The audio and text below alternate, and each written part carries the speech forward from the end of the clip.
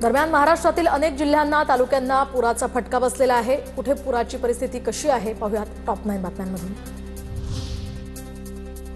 उद्या राज्यातील मुंबई, ठाणे, नाशिक, पालघर, रायगड आणि पुणे या जिल्ह्यांना रेड अलर्ट जारी, तर रत्नागिरी, सातारा, कोल्हापूर, सांगली आणि औरंगाबाद या जिल्ह्यांनाही ऑरेंज अलर्ट। हिंगोलीच्या वसमत तालुक्यातल्या पांगरा शिंदे गावामध्ये नागरिकांचा पुराच्या पाण्यातून धोकादायक प्रवास।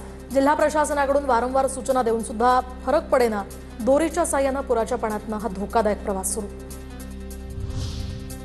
सोलापुरातील सीना नदीमध्ये पुन्हा एकदा विसर्ग सुरू। सीना कोळेगाव धरणातून खासापुरी चांदणी प्रकल्पातून विसर्ग, तर भूम, परांडा, अहिल्यानगरमध्ये पाऊस वाढल्यामुळे विसर्ग सुरू करण्यात आला। बीडच्या कारखेल खुर्दमध्ये स्मशानभूमीकडे जाण्यासाठी पूलच नाही, गुडघाभर पाण्यातून मृतदेह नेण्याची वेळ। नदीवरील पूल बनवण्यात यावा अशी आता ग्रामस्थांची मागणी।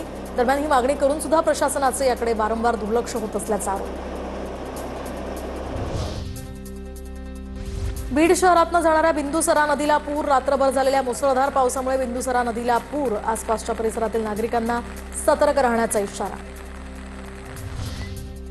पावसामुळे धाराशिवमधील अनेक नदी नाल्यांना पूर, तर शेतातून घरी जात असताना काही जण पुराच्या पाण्यात वाहून गेल्याच्या घटना।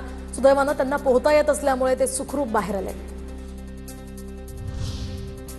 बीड ग्रामीण पोलीस ठाण्यामध्ये पाणी शिरलं। बीडमध्ये रात्रभर दमदार पावसाची हजेरी, त्यामुळे पोलीस स्टेशनमध्ये पाणी शिरलं।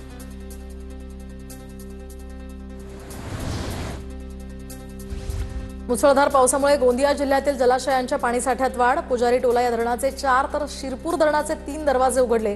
दोन्ही धरणांमधून मोठ्या प्रमाणात विसर्ग सुरू। नदी काठावरील गावांना यामुळे सतर्कतेचा इशारा।